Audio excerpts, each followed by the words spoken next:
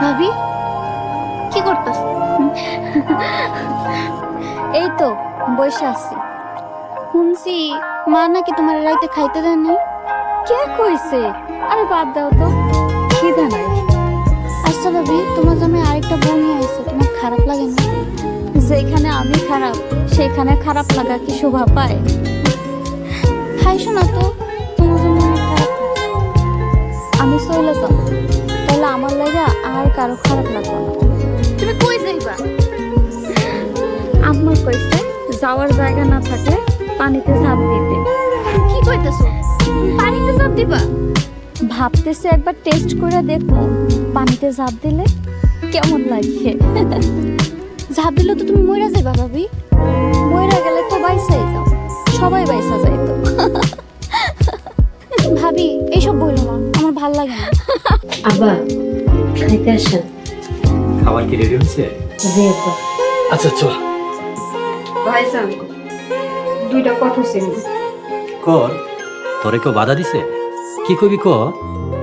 ভাইজান আমার মাও নাই বাপও নাই, এরা যাওয়ানোর পর থেকে মানে আপনি আমার বাপ, আপনি আমার মা। কথাটা কি সত্যি কিনা কোন? আরে কান্তাছস কেন? শুনছস না, তোরে কি আমার বাবার সম্পত্তি কম দিছি, বরং বেশি দিছি। ও দিছেন না, বাপের 4 বিঘা জমির থেকে 2 বিঘা আমারে দিছেন, বড় বেশি তো দিয়ে দিছেন। মা তুই আরেকখানে নিয়ে খেতে বস, আমরা এখন নিয়ে যাচ্ছি। জি জোসনা বস।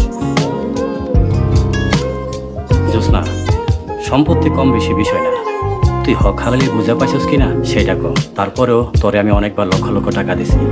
তোর এই জুয়ারি জামাই জুয়া খিল্লা সব নষ্ট করে দিছে, আর 2 বছর আগে ব্যবসা করে ধরা খাইছে। ভাইজান পুরানা কাসন্দি ঘাটা বাদ দেন। খুশি আমারে কালকে চলে যাইতে বলছে। আমি কি খুশির বাড়িতে থাকতে আইছি নাকি আমার ভাইজানের বাড়িতে থাকতে আইছি? এখন কি আমার ভাইজানের বাড়িতে থাকার কোনো অধিকার আমার নাই? খুশি যখন কইছে নিশ্চয়ই কোনো কারণ আছে। কি কারণ কোন ভাইজান? উপযুক্ত কারণ থাকলে আমি এখনই চলে যাবো। শুনছস না, তুই আমার একমাত্র ছোট বোন। দোষ গুণ যাই করস, তুই আমার বোন। তুই ভালো হইয়া চল, সারা জীবন এই বাড়িতে থাকবি, কোনো সমস্যা নাই। চল বোন, আমরা সবাই মিলে একসাথে খাবো।